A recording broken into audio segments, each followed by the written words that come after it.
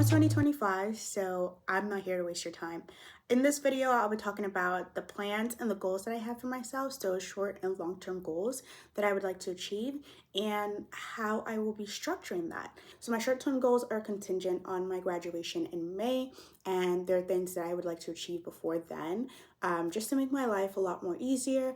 And then my long-term goals are basically things I'm putting in place for my future in about 5 to 10 years down the line.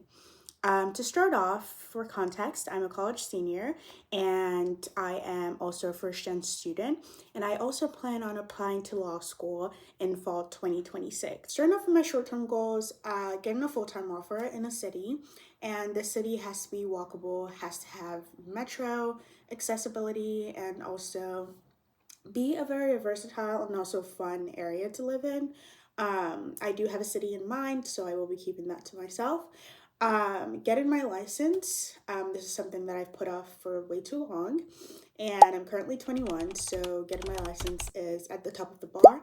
And things and steps that I've taken to kind of help me with this is I'm taking my permit. I'm getting my permit. I'm taking my permit test, and I've also signed up for driving school, so I already paid for it. So yeah, I have those two, and then the next thing is getting an apartment. So obviously, a lot of these goals cascade upon one another. So I need to achieve one before I can go on to the next. So for instance, getting a full-time offer kind of cascades down to me getting an apartment, because I can use my offer letter to kind of like show for, I'm able to pay for an apartment. And then last but not least, getting a car. Now, this is dependent on where I get a job or what city, what state I end up living in. So I'm still a little bit hesitant on that, but getting a car is in one of my short-term goals. Now, a lot of these goals for my short-term goals, I need to achieve by May. Now, if you're like me and you're someone who you can get overwhelmed, but you like structure, it's definitely good to have short-term goals and just have a period and also how you're going to achieve these goals. Next is also for my long-term goals. I plan on applying to law school by the end of the year 2025 for the fall 2026 cycle. I did not apply this past cycle because I just wanted to take a year off from school after graduating. So there's that. So my plan is to study for the LSAT and also to join a program that's going to help me structure my time and work through that as I plan to basically go to law school and apply to schools. But last but not least, I'm also under the no spending limit. So that means I am only spending on things that are necessities, not wants. I'm someone who can get very influenced from, but I never buy anything like overconsumption or anything. I feel like I'm just the kind of person who tends to just buy stuff because I want it, which is not necessarily good. I do use everything that I buy, so I'm not over consuming. But yeah, I think my focus is only going to be on my bills and my needs. And you're probably wondering, what bills do you have? My phone bill, Spotify, streaming services, and then my groceries. I do like to buy healthy groceries, so from Whole Foods and Trader Joe's and Food Lion. So I'm going to be sticking to that.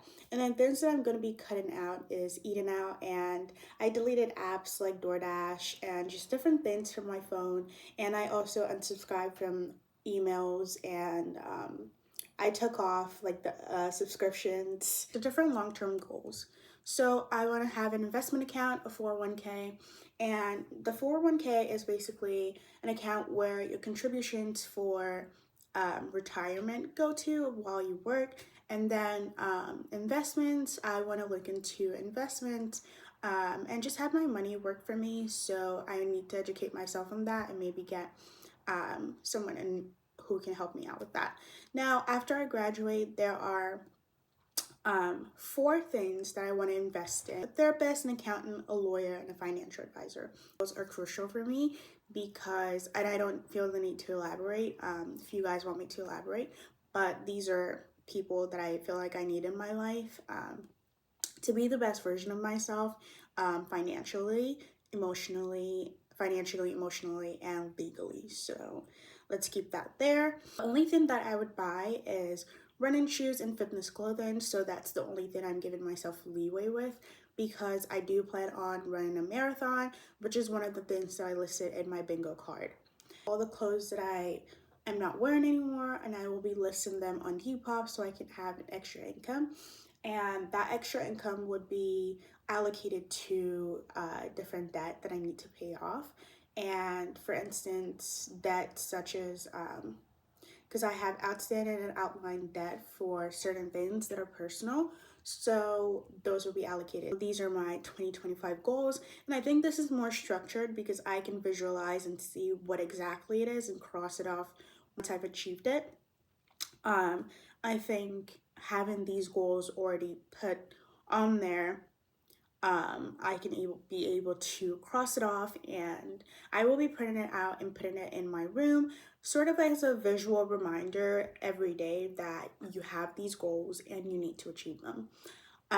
So yeah, overall, I'm so glad you watched this video, and I hope that I inspired someone through my story and through my goals. So I'm hoping that this helps someone. So yeah, if you'd like to see more videos, please make sure to subscribe, like, and also share the video with anyone who you think it might be helpful for.